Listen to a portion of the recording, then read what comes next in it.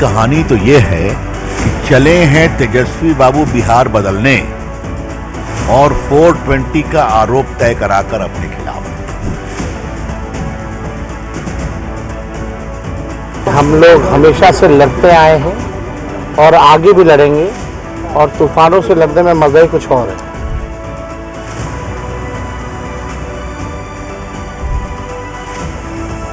जिसको संविधान में विश्वास है, संवैधानिक संस्था माननीय न्यायालय के निर्णय को स्वीकारना चाहिए, उसके निर्देश के अनुसार अपना सबूत पेश करना चाहिए।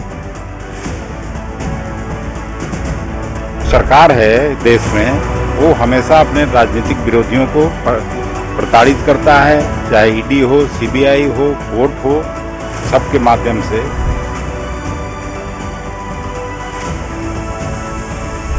करप्शन, कुशासन और क्राइम का ये कुनबा जो है वो कानून के शिकंजे में भी है और कानून इसके अपना काम भी कर रहा है।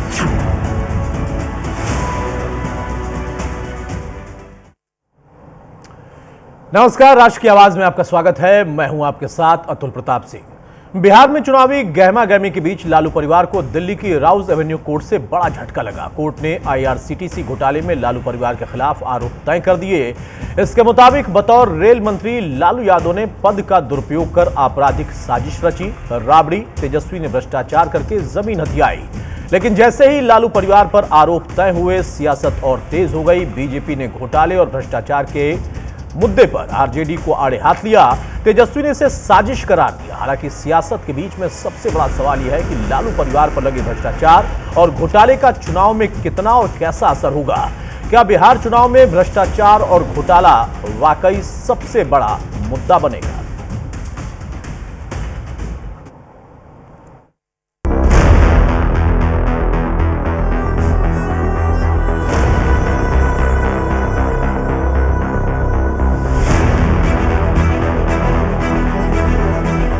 लालू और तेजस्वी जब बिहार विजय का प्लान बना रहे थे, सीट बंटवारे पर महामंथन कर रहे थे, पटना से लेकर दिल्ली तक बैठक कर रहे थे, तब दिल्ली की राउज एवेन्यू कोर्ट से लालू परिवार को जोर का झटका लगा।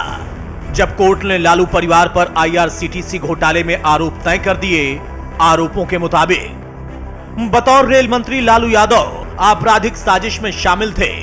आपराधिक साजिश रचकर पद का दुरुपयोग किया। ठेके के बदले राबड़ी तेजस्वी को कम कीमत पर जमीन मिली। राबड़ी तेजस्वी ने भ्रष्टाचार करके जमीन हथियाई। आरोप तय होने के बाद आईआरसीटीसी घोटाले पर राउज एवेन्यू कोर्ट ने लालू यादव से कहा, आपने षड्यंत्र रचा, आपने लोक सेवक के रूप में अपने पद का दुरुपयोग किया, टेंडर प्रोसेसिंग में दखल दिया और टेंडर हासिल करने की शर्तों में हेराफेरी की गई। आपने कोचर से जमीन के टुकड़ों की कम कीमत पर खरीद की साजिश रची और बाद में इन जमीनों पर प्रभावी नियंत्रण राबड़ी और तेजस्वी को हस्तांतरित करने के लिए अन्य आरोपियों के साथ मिलकर साजिश रची गई। दिल्ली की राउज एवेन्यू कोर्ट ने लालू, राबड़ी और तेजस्वी यादव के खिलाफ अपने आदेश में कड़े शब्दों का प्रयोग किया और साफ कर दिया कि लालू पर भ्रष्टाचार, आपराधिक साजिश और धोखाधड़ी का केस चलेगा। वहीं राबड़ी और तेजस्वी पर धोखाधड़ी और आपराधिक साजिश के आरोप लगे। ये मामला 2004-2009 के दौरान लालू प्रसाद यादव के रेल मंत्री रहने के समय का है।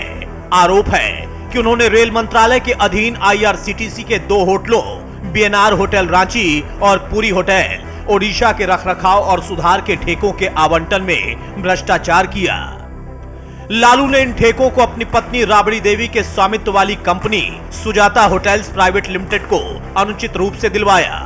इसके बदले कंपनी ने लालू के परिवार को फायदा पहुंचाया। इन ठेकों में पारदर्शिता की कमी और पक्षपातपूर्ण आवंटन का आरोप है। लेकिन इन आरोपों को लेकर जब कोर्ट ने मुकदमा चलाने को कहा तो लालू के छोटे लाल यानी तेजस्वी यादव का बड़ा बयान सामने आया कि अब चुनाव आया है तो इस तरह की चीज़ें होंगी, लेकिन फिर भी न्यायालय का हम लोग सम्मान करते हुए हम बस इतना ही कहना चाहते हैं कि हम लोग हमेशा से लड़ते आए हैं और आगे भी लड़ेंगे और तूफानों से लड़ने में मज़ा ही कुछ और है। तो भ्रष्टाचार करेगा, आरोप तो उसी पे तय होगा ना। आईआरसीटीसी मामले में पूरा लालू परिवार सम्मिलित है और यह भ्रष्टाचार से बिल्कुल बिहार बदनाम हुआ है। ऐसे भी लालू परिवार पूरा भ्रष्टाचार के लिए, घोटाला के लिए, परिवारवाद के लिए बदनाम है। आईआरसीटीसी केस में लालू परिवार पर आरोप और कोर्ट की सख्त टिप्पणी ने आरजेडी नेताओं की मुश्किलें बढ़ा दी हैं। हालांकि ये पहली दफा नहीं है जब लालू परिवार पर भ्रष्टाचार के आरोप लगे हों। इससे पहले लालू यादव को चारा घोटाला केस में सजा भी हो चुकी है। चारा घोटाला के पहले केस में अक्टूबर 2013 में लालू यादव को 5 साल की सजा हुई थी। चारा घोटाला का दूसरे केस में लालू यादव को दिसंबर 2017 में 3 साल 6 महीने की सजा हुई। चारा घोटाला के ही तीसरे केस में जनवरी 2018 में लालू यादव को 5 साल की सजा हुई। चारा घोटाले के चौथे केस में मार्च 2018 में 7 साल की सजा मिली और चारा घोटाले के ही 5वें केस में फरवरी 2022 में लालू यादव को 5 साल की सजा हुई। लेकिन अब की बार बिहार चुनाव से ठीक पहले जब लालू, राबड़ी और तेजस्वी यादव पर घोटाले और भ्रष्टाचार के आरोप तय हुए तो बीजेपी को बैठे बिठाए लालू परिवार, खासकर तेजस्वी यादव को घेरने का मौका मिल गया। लालू प्रसाद के पूरे अगर हम शासन को 3 वाक्यों में कहें, चारा खाना, अलकतरा पीना बिटुमिन और सरकारी संपत्ति की बांटने में टेंडर में हेरा फेरी करना और जमीन प्राप्त करना, और चौथा 3 नहीं 4, चौथा जमीन दो नौकरी लो। ये 4 मॉडल है। प्रतिशोध और राजनीतिक दुराग्रह का खेल जब से पिछले 11 साल से ये लोग चला रहे हैं। राजनीतिक प्रतिद्वंदी जो भी है उनको निशाने पे लाके ये सब किया जाता है। मैं कोर्ट पर कोई टिप्पणी नहीं कर रहा हूँ, लेकिन जो सरकार है देश में वो हमेशा अपने राजनीतिक विरोधियों को प्रताड़ित करता है, चाहे ईडी हो, सीबीआई हो, कोर्ट हो, सबके माध्यम से। लेकिन इस सब का बिहार चुनाव पर कोई असर नहीं होला, इसका उल्टा असर होने वाला। बिहार में मौसम चुनावी है तो घोटाले और भ्रष्टाचार पर घिरे लालू यादव के साथ कांग्रेस खड़े होने का दावा कर रही है, साजिश की आशंका जता रही है। लेकिन सवाल है कि क्या भ्रष्टाचार के मामले में कोर्ट से आरोप तय होने के बाद तेजस्वी जनता के आइडियल बन पाएंगे या चुनावी रण में घोटाले में घिर जाएंगे। Bureau report, news India. चलिए हमारे साथ कुछ खास मेहमान हैं, उनसे मैं आपको तारुफ कराता हूं। चर्चा में आगे बढ़ते हैं। संगीता सिंह है प्रवक्ता बीजेपी की, बहुत स्वागत है संगीता आपका। और संजय वर्मा है पॉलिटिकल एनालिस्ट हमारे साथ, बहुत स्वागत है संजय आपका। संगीता, चुनाव के ठीक पहले बड़ा मुद्दा हाथ लग गया आपकी पार्टी के लिए, गठबंधन के लिए। लालू एंड फैमिली मुश्किल में? देखिए, लालू जी ने जिस तरह से घोटाला किया है ये पूरे दुनिया को पता है। उन्होंने चारा घोटाला किया, होटल घोटाला किया, जमीन नौकरी के बदले जमीन घोटाला किया। इनकी सरकार जो थी वो पूर्ण रूप से भ्रष्टाचार से लिप्त थी। तो आज आदरणीय जो माननीय अदालत ने इनको अगर सजा सुनाई है तो ये बहुत ही मतलब जो अगर भ्रष्टाचार हुआ है और इन्होंने किया है तो सजा तो इनको मिलनी चाहिए। और वही आज माननीय अदालत ने इन्हें अपना फैसला सुनाया है।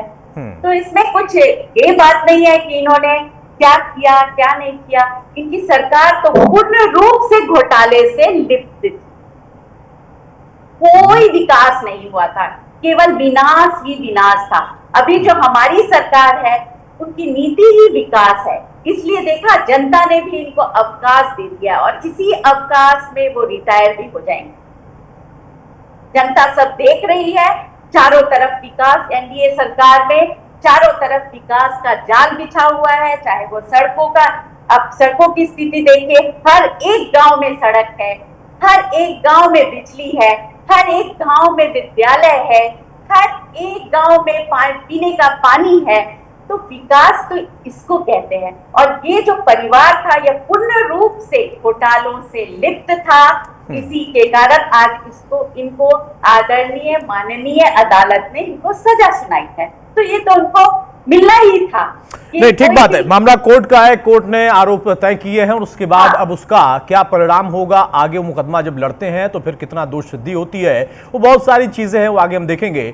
संजय वर्मा, जैसा खुद तेजस्वी कह रहे हैं कि तूफानों से लड़ना हमें आता है, क्या इस तूफान की चुनाव के ठीक पहले उम्मीद कर रही थी लालू एंड फैमिली? और अगर ये तूफान है तो ये आरजेडी के लिए तूफान है या इस तूफान से लड़ते हुए तेजस्वी सिंपैथी वाला कोई वोट ले जाएंगे और बाकी विरोधी दलों को उड़ा ले जाएंगे उस तूफान में? सचमुच ये तूफान है, क्योंकि तेजस्वी यादव किशोरावस्था से या बाल्यावस्था से इन सब तरह की चीजों के अभ्यस्त हो चुके हैं। अभी आपने दिखाया लालू यादव कब कब जेल गए, कब कब उनको सजा हुई, तो ये सारा चीज तो उनके सामने ही ना हुई है। तो यदि तेजस्वी यादव ये कह रहे हैं कि तूफानों से खेलने में बड़ा मजा आता है, तो कोई गलत तो नहीं कह रहे हैं। या तो उनके लिए कुछ नया प्रयोग थोड़ी है, ये कोई नई चीज तो है नहीं कि उनके पिताजी पर या उनकी माता जी पर या उन पर कोई आरोप नहीं लगता। आरोपों की घड़ी में एक आरोप आपसे ही। अब जहां तक सवाल है, ये जो आज जो IRCTC के मामले में जो भी आरोप तय हुए हैं, इसकी आशंका तो तेजस्वी को थी। जब बेगूसराय की एक सभा में देश के गृह मंत्री ने खुलेआम अमित शाह ने कहा था कि मैं चुनाव से पहले तेजस्वी को जेल भेज दूंगा, तो फिर होती है कि तेजस्वी को कैसे आशंका नहीं होगी जब आप एजेंसियां हैं, वो उन एजेंसियों के मालिक ये पूरी दुनिया जानती है। तो ये जो तूफानों से खेल कर नहीं, तो आप क्या अमित शाह के जरिए बीजेपी पर ये आरोप लगाते हुए कोर्ट पर सवाल खड़े कर रहे हैं क्या?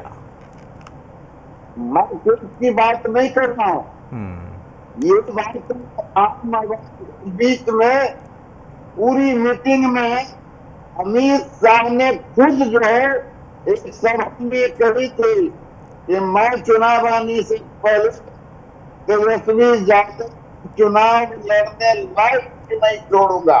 ये मेरा आरोप नहीं है, ये अमित शाह का एक प्रकार से। नहीं, मैं समझ गया संजय जी, आप अमित शाह के बयान के हवाले से कोट कर रहे हैं, लेकिन उसके माध्यम से आप अगर कोर्ट पर सवाल खड़े कर रहे हैं तो ये भी खुलकर बताइए। और आरोप लगने और आरोप तय होने में बड़ा अंतर होता है। यहाँ आरोप लगा नहीं, आरोप तय हो गया है। संगीता कोई टिप्पणी करेंगी? भाई, राजनीतिक विश्लेषक के तौर पर संजय जी का कहना है कि एक धमकी वाला लिहाज पहले आया था कुछ दिनों पहले अमित शाह की तरफ से, और उस तरफ से ही आशंका जाहिर हो गई थी। वहीं बात तेजस्वी ने कहा है कि हमें धमकाया गया था। नहीं, ऐसी कुछ भी बात, मतलब ऐसा कुछ भी नहीं है। ये राजनीति से प्रेरित नहीं है। किसी भी जो भी दिया है, माननीय अदालत ने फैसला किया क्योंकि इन्होंने भ्रष्टाचार किया। अगर ये भ्रष्टाचार नहीं किए होते तो इस तरह से कोई टिप्पणी आती ही नहीं। इन्होंने भ्रष्टाचार किया, और न केवल एक भ्रष्टाचार, 3-3, 4-4 भ्रष्टाचार पूरे बिहार को इन्होंने बर्बाद कर दिया। 20 सालों में इन्होंने 20 साल पहले पर एकदम बर्बाद हो गया था बिहार, एकदम बर्बाद, कोई भी विकास नहीं। मैंने कहा ना, इनकी नीति थी विनाश, चारों तरफ विनाश ही विनाश था। अभी जो हमारी एनडीए के आदरणीय प्रधानमंत्री हो या आदरणीय मुख्यमंत्री हो, इनकी नीति ही है विकास, चारों ओर विकास है। आप देख लीजिए, अभी मेट्रो शुरू हो गया। कभी हमने सोचा था कि हम मेट्रो इतने अच्छे से मेट्रो की सफर करेंगे? हाँ, हर जगह देखिए तो सड़कों का जाल बिछा हुआ है। शिक्षा के क्षेत्र में हम आगे बढ़ रहे हैं। महिलाओं की स्थिति देखिए, कितना सम्मान इस शासन काल में महिलाओं को मिला है। और जो ये आरजेडी की सरकार थी, पूरी तरह से घोटालों से। अब संगीता जी, ये तो अपना अपना चश्मा, अपना अपना नजरिया है ना। आपको उनकी सरकार में विनाश दिखता है, आपकी सरकार में प्रशांत किशोर और उन लोगों को विनाश दिखता है, आपको गांव गांव तक विकास दिखता है। अपना अपना चश्मा है। मैं तो ये मानता हूं कि सभी सरकारों में कमोबेश कुछ न कुछ विकास होता है। हमें चश्मा की जरूरत ही नहीं है। जनता देख रही है, चारों तरफ धरातल पे दिख रहा है विकास। ये बोलने की इनको तो बोलने की जरूरत होती है जबरदस्ती कि हमने विकास किया इस क्षेत्र में, उस क्षेत्र ठीक बात है, लेकिन अभी यहाँ पर भ्रष्टाचार का मुद्दा आप लोगों के लिए बड़ा मुद्दा बन जाएगा। अब आप उसको कितना भुना पाएंगे लालू परिवार के खिलाफ या फिर कहें आरजेडी खिलाफ, महागठबंधन के खिलाफ, ये चुनाव में दिखाई देगा। आप दोनों हमारे साथ बने रहिए। अब चूंकि बात हो रही है कि बिहार में एक तरफ लालू परिवार पर आरोप तय हुआ, दूसरी तरफ सीट बंटवारे को लेकर अभी तय नहीं हो पा रहा। बिहार में सीट बंटवारे पर बवाल लगातार मचा हुआ है, उस पर मंथन का दौर चल रहा है। अब यहां पर एनडीए में कमोबेश जो परिस्थितियां हैं वो अपने आप में तय हो चुकी हैं, लेकिन आगे अब यहां पर क्या तय होगा महागठबंधन में, इसको लेकर फिलहाल स्थिति स्पष्ट नहीं हो रही।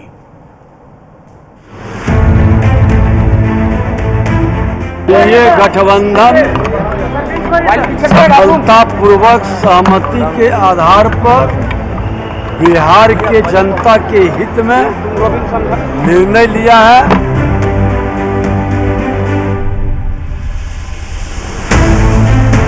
यहाँ हमारी मांग 15 थी और उसके बाद वो लोग 6 दिए हैं। मन में दुख तो जरूर है।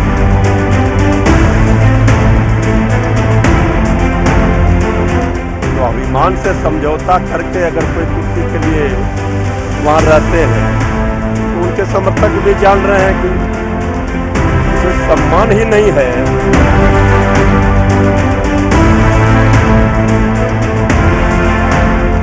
महागठबंधन थोड़ा सा आश्वस्त हुआ है तो दिल्ली जा रहे हैं और आपको पता है कि सब डॉक्टर दिल्ली में है, तो वहाँ पे बेहतर उपचार हो जाएगा।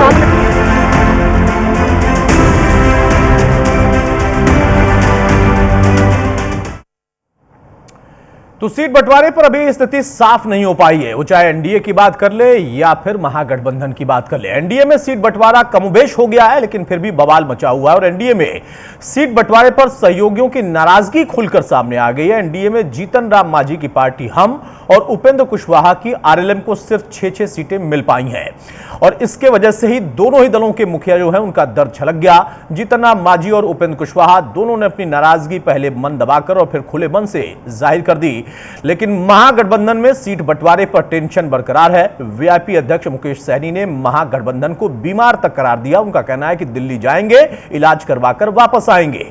अब इलाज कितना अच्छा होगा, क्या नतीजा निकलेगा, यह भी भविष्य के घर में है। सवाल यह है कि आखिर बवाल खत्म कब होगा।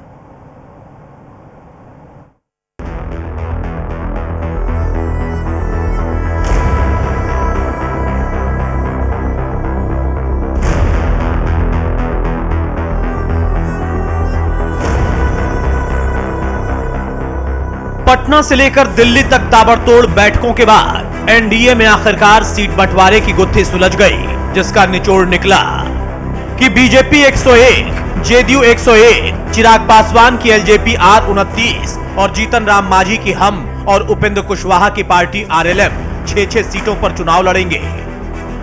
दावा किया गया कि सभी सहयोगियों की सहमति से यह फैसला लिया गया, लेकिन तमाम दबाव के बावजूद सिर्फ 6 सीटें मिलने पर जीतन राम मांझी का दर्द छलक उठा। जहां 2 लोकसभा का सीट कहा गया था और फिर कहा गया था कि एक राज्यसभा का सीट देंगे, लेकिन मिला 1 लोकसभा का सीट। हम संतुष्ट हुए, कहीं कोई मुंह नहीं फटफटाए। उसी प्रकार से यहाँ हमारी मांग 15 थी और उसके बाद वो लोग 6 दिए हैं। मन में दुख तो जरूर है। जीतन राम मांझी के अलावा आरएलएम के मुखिया उपेंद्र कुशवाहा ने सिर्फ 6 सीट मिलने पर अपनी नाराजगी खुलेआम जाहिर कर दी। उन्होंने अपना दर्द सोशल मीडिया के जरिए सामने रखा। उपेंद्र कुशवाहा ने लिखा, आज बादलों ने फिर साजिश की, जहां मेरा घर था वहीं बारिश की। अगर फलक को जिद है बिजलियां गिराने की, तो हमें भी जिद है वहीं पर आशियां बसाने की। इसके पहले उपेंद्र कुशवाहा ने सीट बंटवारे का ऐलान होने के बाद अपने समर्थकों के नाम दिए संदेश में कहा था कि आप सभी से क्षमा चाहता हूं, आपके मन के अनुकूल सीटों की संख्या नहीं हो पाई। मैं समझ रहा हूं इस निर्णय से अपनी पार्टी के उम्मीदवार होने की इच्छा रखने वाले साथियों सहित हजारों लाखों लोगों का मन दुखी होगा। कई घरों में खाना नहीं बना होगा, परंतु आप सभी मेरी एवं पार्टी की व्यवस्था और सीमा को बखूबी समझ रहे होंगे।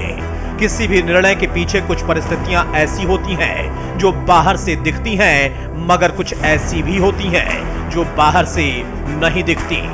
हम जानते हैं कि अंदर की परिस्थितियों से अनभिज्ञता के कारण आपके मन में मेरे प्रति भी गुस्सा होगा, जो स्वाभाविक है। आपसे विनम्र आग्रह है कि आप गुस्से को शांत होने दीजिए, फिर आप स्वयं महसूस करेंगे कि फैसला कितना उचित है या अनुचित। फिर कुछ आने वाला समय बताएगा। फिलहाल इतना ही। उपेंद्र कुशवाहा के संदेश के बाद सवाल खड़े हुए कि क्या एनडीए में सीट बंटवारे के बावजूद सब कुछ ठीक नहीं है? क्या उपेंद्र कुशवाहा और जीतन राम मांझी सीट बंटवारे के आंकड़ों से सहमत नहीं हैं? इन सवालों के बीच महागठबंधन में भी सीट बंटवारे को लेकर नाराजगी की खबरें सियासी गलियारे में तब तैरने लगी जब डिप्टी सीएम का पद और 40 सीटों की मांग कर रहे वीआईपी अध्यक्ष मुकेश सहनी ने महागठबंधन को अस्वस्थ करार दिया। जो कह रहे हैं वो थोड़ा सा सही है।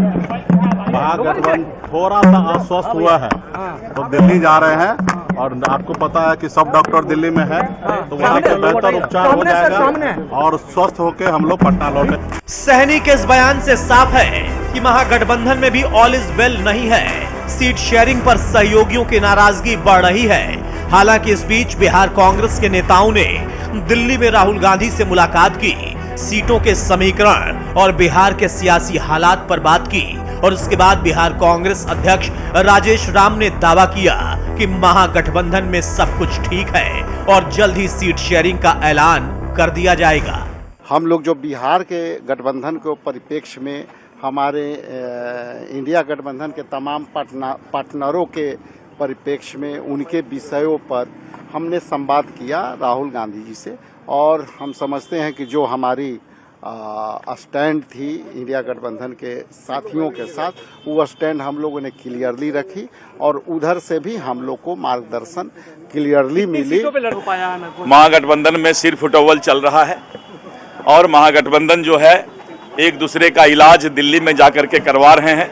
मुकेश सहनी जी ने कहा कि अभी इलाज शुरू हुआ है महागठबंधन का, सभी डॉक्टर दिल्ली में मौजूद हैं उनके, और वो लोग अपना एक दूसरे से इलाज करवा रहे हैं। महागठबंधन हो या एनडीए, सीट बंटवारे पर बवाल दोनों ओर हो रहा है। सवाल ये भी है कि इस नाराजगी का चुनाव पर कितना असर पड़ेगा। बंटवारे का बवाल कब और कैसे खत्म होगा? Bureau report, news India. बहुत जल्दी से संजय जी, यहां पर सबसे बड़ी बात यही है कि जो महागठबंधन में इलाज कराने गए थे, इलाज हो पाएगा लग रहा है? वो आप अपडेट कर रहे हैं अभी से तकरीबन 1 घंटे महागठबंधन का पूरा सीट शेयर हो चुका है और समर्थक सूची भी जारी कर दी गई है। इसलिए महागठबंधन में न कोई राग है और न कोई तकरार है। वो एकदम महागठबंधन फिनिश हो चुका है और वो अपना शेयर करके आराम से स्मूथली उसने अपने कैंडिडेट को घोषित कर दिया है। इसलिए महागठबंधन का रार खत्म हो चुका है। अपडेट कर लीजिए, 7 बजे की जानकारी है।